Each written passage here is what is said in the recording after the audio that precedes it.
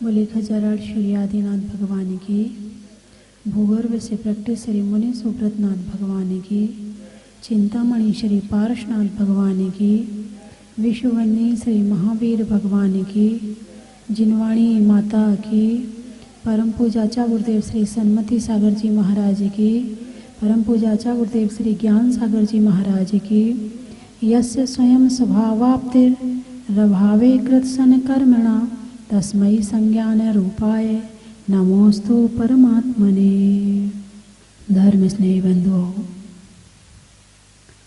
इष्टोपदेश ग्रंथ में आचार्य पूज्यपाद स्वामी शरीर और आत्मा के विषय में बताते हुए कहा है कि संसार की जो वस्तुएं शरीर का उपकार करती हैं वो आत्मा का नहीं करती, और जो आत्मा का करती हैं वो शरीर का नहीं करती। अब किसका उपकार करना है? बैलेंस आपको बनाना है। अगली गाथा में और बढ़िया बात कहते हैं आचार्य पूज्यपाद स्वामी, इतश्चिंता मणिदिव्य इतः पिण्याक खंडकम ध्यानेन चेदुवे लभ्ये क्वा इंद्रिया विवेकिना। इतः चिंतामणि दिव्य, चिंतामणि रत्न, इतः पिण्याक खंडकम यानी खली का टुकड़ा, पिण्याक खंडकम, खंड यानी टुकड़ा, पिण्याक यानी खली, एक खली का टुकड़ा है, एक चिंतामणि रत्न है। ध्यानेन चेदुवे लभ्ये, ध्यान के माध्यम से दोनों प्राप्त होते हैं। चिंतामणि रत्न भी ध्यान के माध्यम से मिलता है, और खली का टुकड़ा जानते हैं ना, वही पुराने लोग तो जानते हैं, नए लोग नहीं जानते होंगे। जब तेल निकाल दिया जाता, मूंगफली का है या किसी भी चीज़ का तेल, नारियल का तेल निकाल दिया जाता है तो बाद में जो उसका मटेरियल बचता है उसको खली बोलते हैं, और वो गाय भैंस के खाने के काम आती है, ऐसा मैंने सुना है ना? वही है ना, तेल तो मनुष्य ले लेते हैं और खली पशुओं के लिए छोड़ देते हैं, अब तुम खाओ, इसमें कुछ नहीं है। मेन मुख्य चीज तो मनुष्य ने निकाल ली। होशियार है, बहुत होशियार है। अब यहाँ आचार्य पूज्यपाद स्वामी क्या कहना चाहते हैं कि ध्यान के माध्यम से दिव्य चिंतामणि रत्न भी मिल सकता है, ध्यान के माध्यम से खली का टुकड़ा भी मिल सकता है, दोनों ध्यान से ही मिलते हैं। क्वा इंद्रिया विवेकिना, यदि विवेकी मनुष्य होगा तो वो क्या लेना चाहेगा? खली का टुकड़ा या चिंतामणि रत्न? आप होंगे तो आप क्या लेना चाहेंगे? आपको एक तरफ दिव्य चिंतामणि रत्न है और एक तरफ खली का टुकड़ा देना चाह रहे हैं, आप क्या मांगोगे? चिंतामणि रत्न मांगोगे। बहुत अच्छी बात है। आप कीमत जानते हो कि चिंतामणि रत्न की क्या कीमत है और खली के टुकड़े की क्या कीमत है। बहुत बढ़िया, बहुत सुंदर। यदि आपको कोई लोहे का 1 किलो, लोहे का एक टुकड़ा 1 किलो का और सोने का 1 किलो का टुकड़ा, और आपको दोनों में से कोई एक चीज लेना है तो आप क्या लेंगे? वाह, सोने की कीमत जानते हैं और लोहे की कीमत भी जानते हैं। आपको कोई गिफ्ट में एक मकान देना चाहता है और वो मकान एक कोठी रूप में है, एक झोपड़ी रूप में है, आप क्या लेना चाहेंगे? वाह, कोठी की कीमत जानते हो, बहुत सुंदर। अच्छा, आप एक बर्तन में छाछ रखी है और एक बर्तन में घी रखा है, और आपसे कोई पूछे क्या चाहिए आपको, तो आप क्या लेना चाहेंगे? घी लेना चाहेंगे। ओ, घी की कीमत भी जानते हो, यानी संसार में पुद्गल की कीमत तो खूब जानते हो। अब आपसे पूछती हूँ कि ध्यान के माध्यम से आर्त ध्यान रौद्र ध्यान भी होता है, और ध्यान के माध्यम से धर्म ध्यान और शुक्ल ध्यान भी होता है। आप क्या करते हो? धर्म ध्यान शुक्ल ध्यान से दिव्य चिंतामणि रत्न की प्राप्ति होती है, और आर्त ध्यान और रौद्र ध्यान के माध्यम से खली के टुकड़े की प्राप्ति होती है। आप क्या लेना चाहेंगे? धर्म ध्यान के माध्यम से सुख मिलता है, और आर्त ध्यान रौद्र ध्यान से दुख मिलता है। आप क्या करते हो? अब हो वाली बात आ गई, क्या करते हो? हैं? यदि मान लो पैसे में टिकट मिल रही हो स्वर्ग की और नरक की, नरक की टिकट तो महंगी नहीं होगी, वो सस्ती होगी, और स्वर्ग की टिकट बहुत महंगी होगी। चाहे आपको कर्जा लेके खरीदना पड़े, कहाँ की टिकट खरीदोगे? स्वर्ग की हैं? अब ये स्वर्ग की टिकट और नरक की टिकट मिलती है हमारे मन के माध्यम से,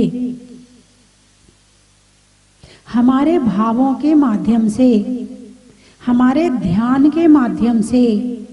आर्त ध्यान रौद्र ध्यान के माध्यम से त्रियंच गति और नरक गति की टिकट मिलती है। आर्त ध्यान से त्रियंच गति की टिकट मिलती है, पशु गति, पशु यानी पशु, चिड़िया, पक्षी, मक्खी, मच्छर यहाँ की, और रौद्र ध्यान के माध्यम से नरक की टिकट मिलती है।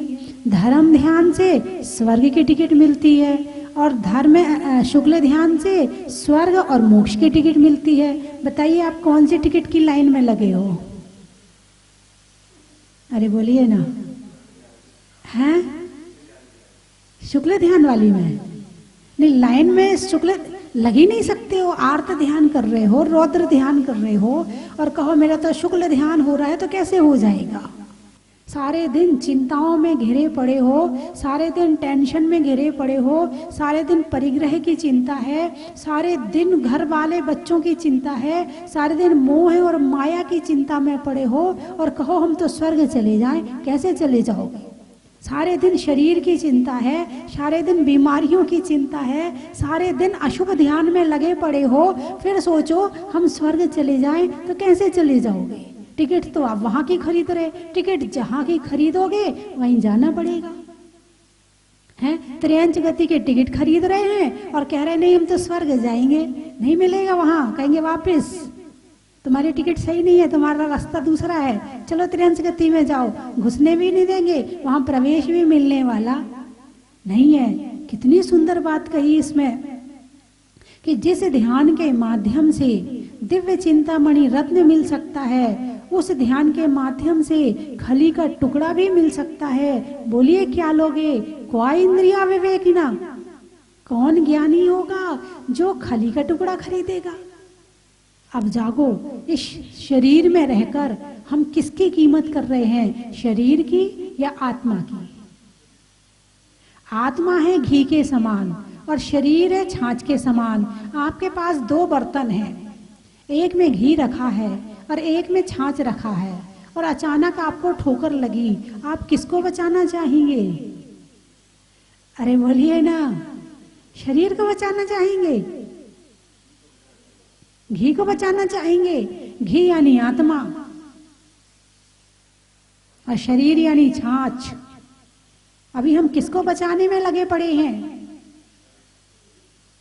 अभी हम किसका अभिनंदन कर रहे हैं? किसको माला डलवा रहे हैं? अभी हम किसको सम्मान देने की कोशिश करते हैं? शरीर को या आत्मा को? शरीर को। और शरीर का ध्यान अशुभ ध्यान है। भाव का अभिनंदन। कौन सा अभिनंदन? भाव यानी मनुष्य भाव। इसके अभिनंदन में लगे पड़े हैं, इसकी चिंता में लगे पड़े हैं। मनुष्य की गति से बाहर निकलते हो तो बताओ, आत्मा के अंदर एक क्षण के लिए भी जाते हो तो बताओ, 24 घंटे में एक क्षण के लिए भी घी की याद आती हो तो बताओ, घी यानी आत्मा, आत्मा की याद आती हो तो बताओ। हम तो छाछ को संभालने में लगे पड़े हैं, और जब तक छाछ को संभालते रहेंगे तो घी तो खराब हो ही जाएगा। जब तक शरीर के हित में लगे पड़े रहेंगे तब तक आत्मा तो खराब होती रहेगी। और इसी कारण से आत्मा को खराब करते करते करते करते करते करते आज हम यहाँ तक पहुँच गए हैं।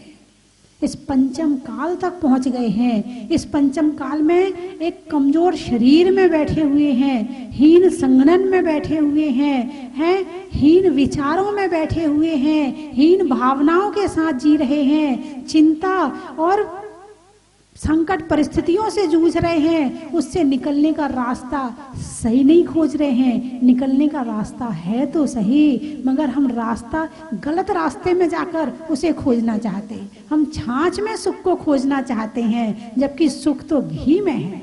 मनुष्य भाव बहुत कीमती है, बहुत कीमती है। कितना कीमती है, इसकी कीमत समझने का प्रयास करो। इस मनुष्य भाव से क्या क्या मिल सकता है, उसको जानने का प्रयास करो। आत्मा परमात्मा बन सकती है। कौन से शरीर से? मनुष्य के शरीर से। लेकिन आर्त ध्यान और रौद्र ध्यान के माध्यम से हम त्रियंच और नरक गति का रास्ता निकाल रहे हैं। मन की कीमत, एक इंद्रिय पेड़ का मन है क्या? नहीं है। दो इंद्रिय का मन है क्या? नहीं है। एक इंद्रिय के पास में केवल स्पर्शन इंद्रिय है, दो इंद्रिय के पास में स्पर्शन और रसना है, तीन इंद्रिय के पास में स्पर्शन रसना और घ्राण है, चार इंद्रिय के पास में स्पर्शन रसना घ्राण और चक्षु है, पंचेंद्रिय असंगी के पास में स्पर्शन है, रसना घ्राण चक्षु है, कान भी है, मगर मन नहीं है। और मनुष्य के पास में पांचों इंद्रियां हैं और साथ में मन भी है। अब सब चीज की कीमत तो जान ली है, इस मन की कीमत भी जान लो।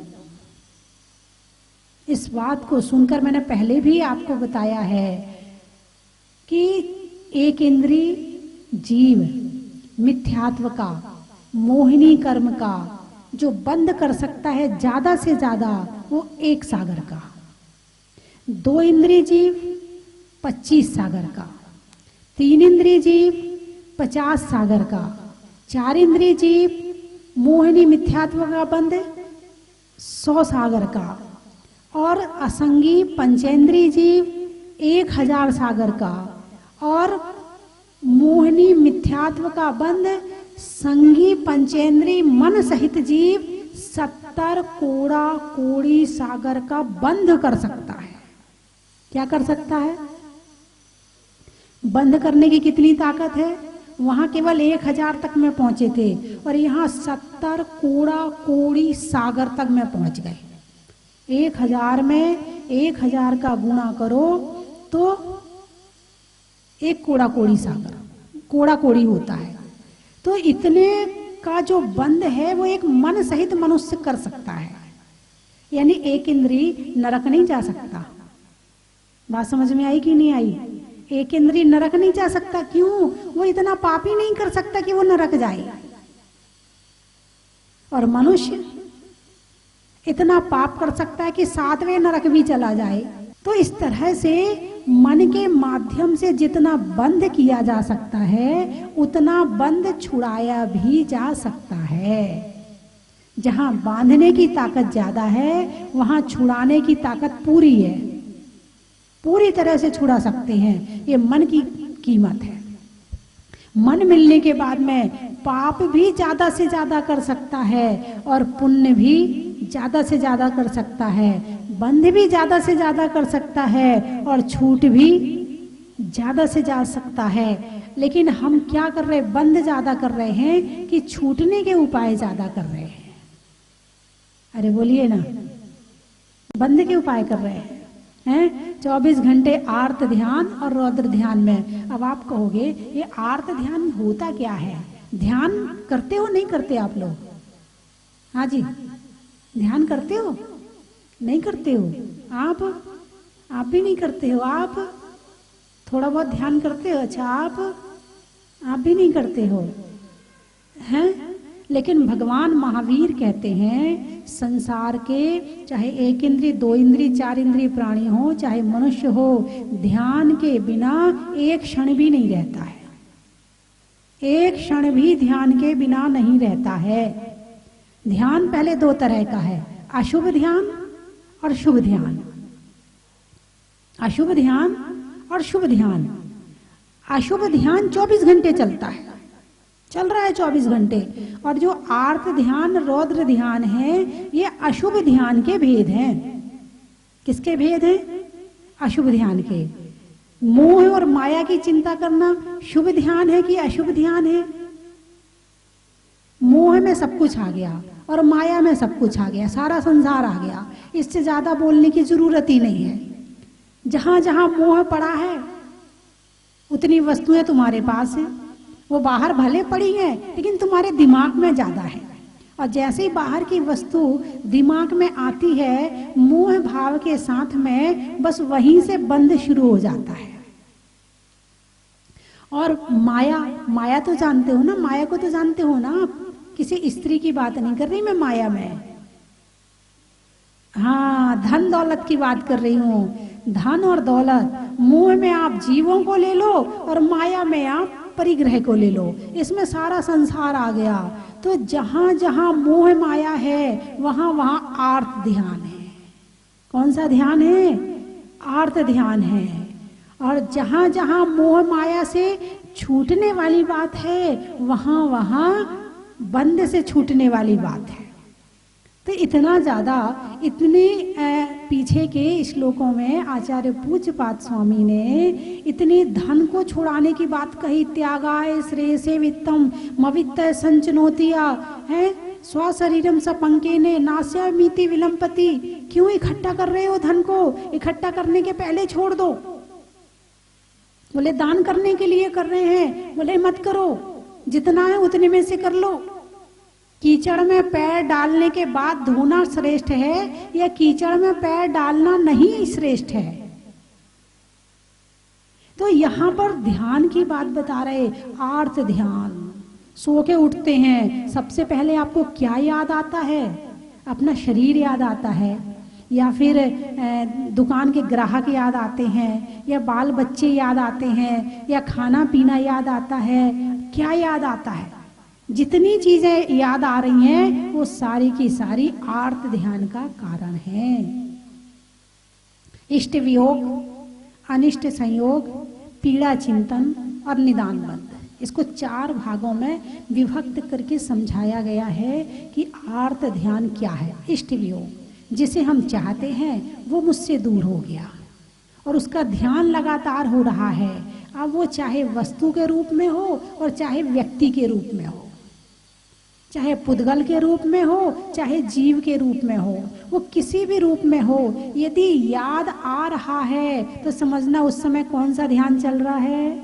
आर्त ध्यान, इष्ट वियोग नामक आर्त ध्यान। जिसे आप नहीं चाहते हो वो तुमसे दूर हो गया, चाहे वो धन पैसा हो, चाहे वो कपड़े लत्ते हो, चाहे वो मकान जमीन जायदाद हो, चाहे तुम्हारे बच्चे हों, चाहे तुम्हारे मित्र हों, और उनका सदा ध्यान आ रहा है, ये अनिष्ट संयोग नामक ध्यान है।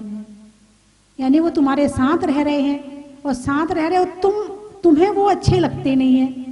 जो अच्छे लगते थे वो दूर हो गए, उनका ध्यान। जो अच्छे नहीं लगते वो तुम्हारे साथ रह रहे हैं, उनका ध्यान। ये भी आर्त ध्यान है, त्रयंच गति का कारण है।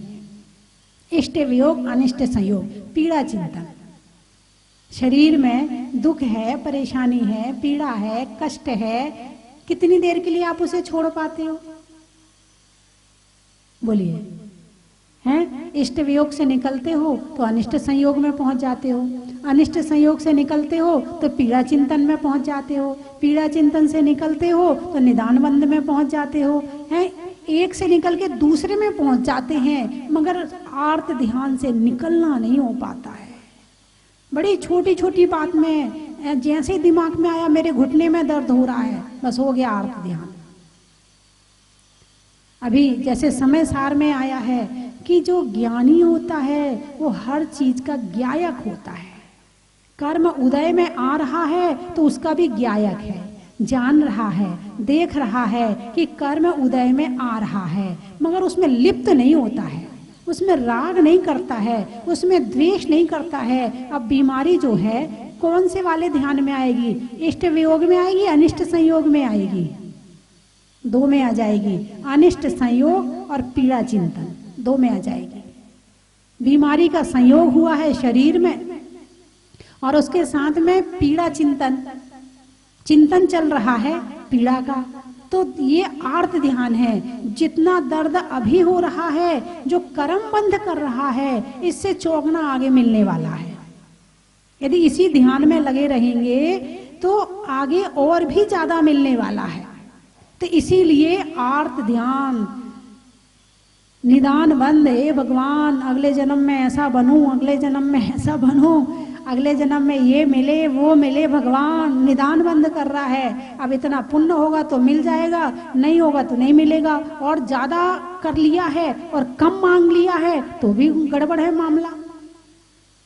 एक बार की तो बात है कि एक आजकल जो बच्चे हैं ना, जिनकी जॉब लग जाती वो तो ठीक है, जिनकी नहीं लग पाती है और सरकारी जॉब के लिए ट्राई करते हैं, और जो बच्चे होते हैं और जो देखते हैं कि जिनके रिजर्वेशन हैं उनकी तो जॉब फटाफट लग गई, भले उनके कम अंक हैं, कम प्रतिशत हैं, और जिनकी नहीं लगी वो ऊंची जाति के हैं। क्या कहते हैं, हे भगवान अगले जन्म में तो उन्हीं में पैदा हूं मैं, ताकि मेरी जॉब जल्दी से लग जाए। बंद बांध लिया, भगवान से प्रार्थना कर ली, ये गलत बंद बांध लिया उन्होंने। उच्च कुल में बैठे हैं, सुसंस्कारी कुल में बैठे हैं, अच्छे धर्म में बैठे हैं, और एक नौकरी के पीछे नीच कुल का बंद बांध लिया। तो इसीलिए जो ये बताया है कि जिस ध्यान से दिव्य चिंतामणि रत्न मिल सकता है, उसी ध्यान से खली का टुकड़ा मिल सकता है। जिस मन से हम बीमारी का ध्यान कर रहे हैं, जिस मन से हम इष्ट वियोग अनिष्ट संयोग का ध्यान कर रहे हैं, उसी मन से हम धर्म ध्यान भी कर सकते हैं। उसी मन से हम भगवान का नाम भी ले सकते हैं, उसी मन से हम आत्मा का ध्यान कर सकते हैं। यदि हम कर रहे हैं तो ठीक है, और नहीं कर रहे हैं तो फिर आप सोचो कि हम खली का टुकड़ा ही इकट्ठा कर रहे हैं। बात समझ में आई कि नहीं आई? मन कहाँ रहता है पूरे दिन? खाने में, पीने में, पहनने में, ओढ़ने में, या अपने या दूसरे के, पूरे दिन यही तो रहता है ना। भोगों के अलावा मन कभी आत्मा में जाता हो तो बताओ? नहीं जाता ना। तो इसीलिए आचार्य पूज्यपाद स्वामी इस इष्टोपदेश ग्रंथ में हमें बता रहे हैं कि इन भोगों से बाहर निकलो। जैसे कि एक कौवा है और एक हंस है, ठीक है। एक तरफ मोती के दाने पड़े हैं और एक तरफ गंदगी पड़ी है। अब हंस और कौवा है, कौवा क्या कहाँ जाएगा? गंदगी में। और हंस कहाँ जाएगा? मोती चुगेगा। हम पूरे दिन भोगों में लगे रहते हैं, पूरे दिन भोगों में लीन रहते हैं, या तो भोगों को कमाने में, या भोगों को भोगने में, या आर्त ध्यान में, या रौद्र ध्यान में। तो जो कौवा है, ये जो आर्त ध्यान और रौद्र ध्यान है वो गंदगी के जैसे है, और जो धर्म ध्यान शुक्ल ध्यान है वो मोती के जैसे है। तो हमारा मन पूरे दिन इस संसार से क्या चुन के लाता है? भोगों की सामग्री इकट्ठी करता है या आत्मा का ज्ञान इकट्ठा करता है? अरे बोलिए ना, क्या इकट्ठा कर रहा है? पूरे दिन भोगों की सामग्री इकट्ठे कर रहा है, और ना मिले तो कलेश करता है, लड़ता है, मुझे ये चाहिए, मुझे वो चाहिए। आधे लड़ाई झगड़े तो इसी कारण से होते हैं। जबकि मन में संतोष रखो, इन वस्तुओं के पीछे अनंत काल से, इस पुद्गल के पीछे भागते भागते इस खली के टुकड़े को इकट्ठे करते करते यहाँ तक पहुँच गए, और अभी भी आत्मा का ध्यान नहीं किया तो फिर वापस वहीं चले जाएंगे। हेडक्वार्टर कहाँ है? निगोद है। निगोद से 2000 सागर के लिए त्रस पर्याय मिली है। कौन सी पर्याय? त्रस पर्याय। 2 इंद्री से 5 इंद्री तक की, 2 इंद्री से 5 इंद्री तक की त्रस पर्याय, ये लिखा है षटखंडागम में। ये षटखंडागम में लिखा हुआ है कि निगोद से जब जीव निकलता है तो उसे 2000 सागर के लिए त्रस पर्याय मिली है। और इस त्रस पर्याय में कितना समय 2 इंद्री में चला गया, कितना समय 3 इंद्रिय के कीड़े मकोड़े बन के घूमते रहे, 4 इंद्रिय में मच्छर मक्खी भौरा आदि बन के घूमते रहे, 5 इंद्रिय में असंगी बन के घूमते रहे, त्रियंच बन के घूमते रहे, घोड़ा बिल्ली कुत्ता बन के घूमते रहे, और मनुष्य पर्याय उस 2000 सागर में भी मिलना बहुत कठिन है। जैसे कि समुद्र के एक किनारे पर सुई डालो और समुद्र के दूसरे किनारे पर धागा डालो, अब वो धागा कल्पना करो कि कब उस सुई के छेद में जाएगा। कल्पना करो आप, जितना उस सुई के छेद में उस धागे का जाना कठिन है, उतना ही इस मनुष्य पर्याय का मिलना कठिन है। पता नहीं हजारों करोड़ों अनंतों पुण्य किए थे तब कहीं जाकर ये मनुष्य शरीर मिला है, और इस मनुष्य शरीर से हम क्या कर रहे हैं, क्या इकट्ठा कर रहे हैं, फिर वही खली का टुकड़ा इकट्ठा कर रहे हैं। जैसे ये 2000 सागर पूरे होंगे वापस निगोद में जाना पड़ेगा। यदि इस मनुष्य पर्याय को पाकर आत्मा का कल्याण नहीं किया, इसी मोह और माया में फंसे रहे, तो वापस निगोद में जाकर के फिर वहीं अनंत काल तक दुखों में पड़े रहेंगे। और निगोद का दुख क्या है पता है आपको? शास्त्र में पढ़ा है मैंने, वो बता रही हूं मैं आपको। एक व्यक्ति के मुंह में कपड़ा भर दो ठूस ठूस के, कान में कपड़ा भर दो, नाक में कपड़ा भर दो और आंखों को सिल दो, फिर उसकी एक पोटली बना के उसको एक बोरे में बंद कर दो और फिर उसके ऊपर एक बड़ा सा पत्थर रख दो। उस व्यक्ति को जितना कष्ट हो रहा है, इससे असंख्यात अनंत गुणा कष्ट एक निगोदिया जीव को होता है।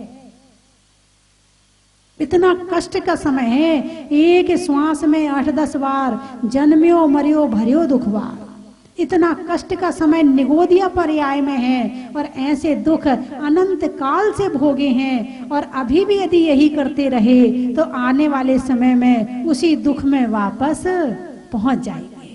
ये तो बड़ा महान कोई पुण्य है कि नरक की 7 सीढ़ियां पार करके हम इस मध्यलोक में मनुष्य पर्याय में पैदा हो गए हैं, और यदि नहीं किए तो वापस 7 सीढ़ी उतर के निगोद में चले जाएंगे।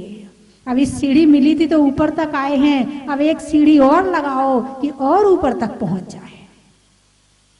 और ये सारी बातें मैं अपने मन से नहीं बता रही हूँ, भगवान महावीर ने कहा, जो गणधर ने सुना, जो आचार्यों ने लिपिबद्ध किया, वो मैंने आपको सारी बात बताई है। तो बंधुओं, इस संसार से हम क्या लेने आए हैं, घी या छाछ? बोलिए, क्या इकट्ठा कर रहे हैं, छाछ या घी? छाछ है। और घी को तो घी की कीमत जानते हुए भी छोड़ रहे हैं। किसकी कीमत करना है? आत्मा की कीमत करना है, आत्मा की कीमत जानना है। आत्मा को जान लिया तो सारे संसार को जान लिया, और आत्मा को नहीं जाना तो समझना अभी कुछ भी नहीं जाना। बोलते ना आप लोगों, हम तो बहुत कुछ जानते हैं, तुम्हें क्या पता, हम सब जानते हैं। अरे तुमने सब जान लिया होता तो आज भगवान बन के वेदी में विराजमान होते। तुम कुछ नहीं जानते हो, और जो जानने वाला था उसे छोड़ दिया, और जो छोड़ने वाला था उसे जान रहे हो। आचार्य पूज्यपाद स्वामी के द्वारा रचित इस स्टोपदेश ग्रंथ में आज इस विषय पर चर्चा हुई कि हम आत्मा की कीमत को जानें, और जब कीमत समझ लेंगे तो उसका हम अभिनंदन भी करेंगे, उसकी हम रक्षा भी करेंगे, उसकी हम आराधना उपासना भी करेंगे। तो अनाज में चना का, गर्मी में पना का, और करने में आत्मा की आराधना का, बच्चों में बाय बाय का, पंच परमेष्ठी में उपाध्याय का, और करने में स्वाध्याय का। अनाज में चने का, गर्मी में पने का, और आत्मा की कीमत जानने का। मेरी आत्मा नहीं, अपनी आत्मा की कीमत। सब अपनी अपनी आत्मा की कीमत जानो, है ना। नेता में मत का, वृक्षों में बट का, और आत्मा की कीमत का। बोलिए 24वें भगवान की। भूगर्भ से प्रकटित स्वस्ति धाम जहाजपुर में विराजमान 1008 श्री मुनीश्वरनाथ भगवान की कृपा और परम पूजनीय गणनीय रेखारत्न स्वस्ति भूषण माता जी का मंगलमय आशीर्वाद आप सभी पर हमेशा बना रहे और ये कोरोना महामारी जल्दी खत्म हो और आप जहाजपुर आकर के बड़े बाबा के दर्शन कर सके, अभिषेक कर सके, शांति धारा कर सके, ऐसी भावना बाता हूँ। बंधुओं, 10 लक्षण महापर्व में एक दिन आता है उत्तम त्याग का और उस उत्तम त्याग में भी महत्व है दान का। हमारे शास्त्रों में 4 प्रकार के दान बताए हैं: औषध दान, शास्त्र दान, अभय दान और आहार दान। इन सब में भी आहार दान का विशेष महत्व है। इसको विशेष बताया गया है क्योंकि श्रावक और साधु इस धर्म रूपी रथ के 2 पहिए हैं। साधु के बिना ये धर्म रूपी रथ नहीं चल सकता और न श्रावक के बिना चल सकता है।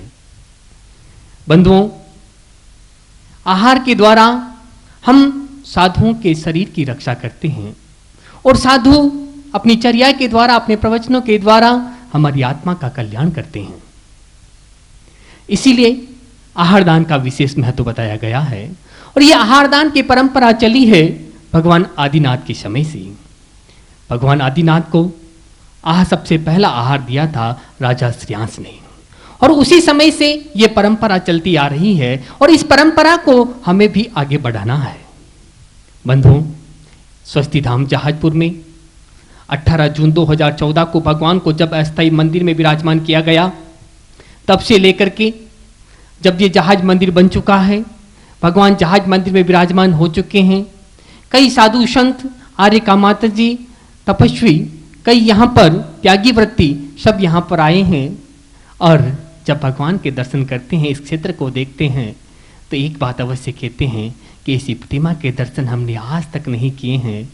तो बंधुओं, यहाँ पर उन साधु संतों की त्यागी वृत्तियों की आहार की व्यवस्था के लिए पूज्य गुरु माँ स्वस्ति भूषण माता जी की मंगल में प्रेरणा से एक आहार दान ध्रुव फंड स्थापित किया जा रहा है।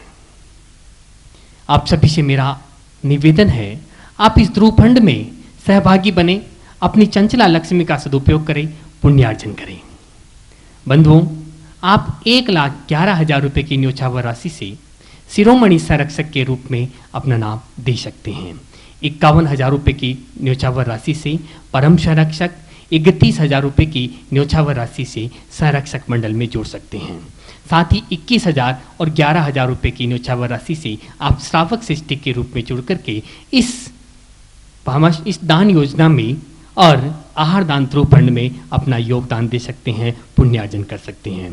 जो संरक्षक मंडल तक के नाम होंगे उन सभी के नाम की शिलापट पे वहाँ पे लिखवाए जाएंगे। जो आहारशाला यहाँ पर स्थापित की गई है उसके अंदर आप सभी के नाम की वहाँ पर लिखवाए जाएंगे। साथ ही आप सभी के नामों की घोषणा पारस चैनल पर भी की जाएगी। कंचन की थाल को सजाओ रे आज, रत्नों की थाल को भर लाओ रे आज।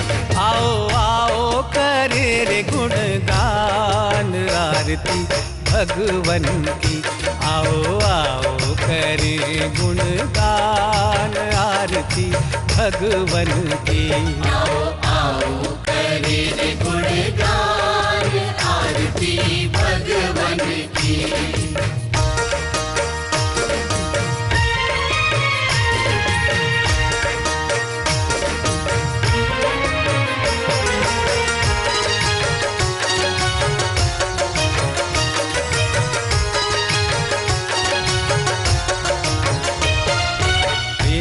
सुमित्र के राज दुलारे, माँ पद्मा जी के नैनों के तारे। पिता सुमित्र के राज दुलारे, माँ पद्मा जी के नैनों के तारे। राजगृही में जन्म लियो आप, राजगृही में जन्म लियो आप। आओ आओ मनाए खुशी आज आरती भगवन की। आओ आओ करे रे गुणगान आरती भगवन की। आओ आओ करे रे गुणगान आरती भगवन की।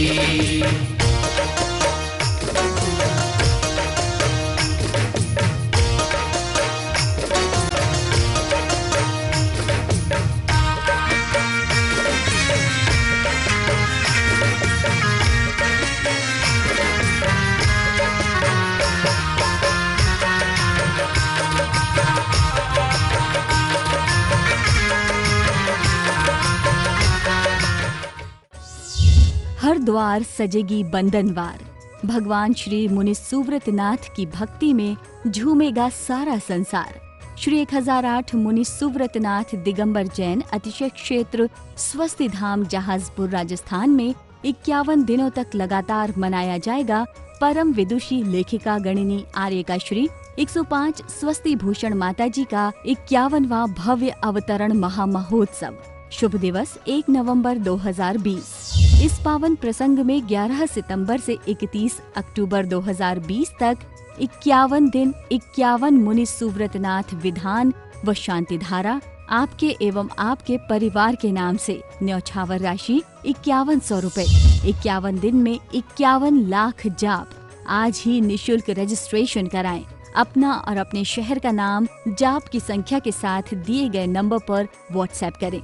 महोत्सव में नृत्य, भक्ति, नाटिका मंचन, आकर्षक पुरस्कार लुभाएंगे भक्तों का मन। मुख्य आकर्षण में होगा 1 नवंबर 2020 को शुभकामना परिवार का राष्ट्रीय डिजिटल अधिवेशन। बैंक खाता विवरण निम्न प्रकार है। खाते का नाम श्री मुनि सुव्रतनाथ दिगंबर जैन अतिशय क्षेत्र Swasti Dham Jahazpur. Punjab National Bank account number 87405100000070। IFSC code PUN B0874500।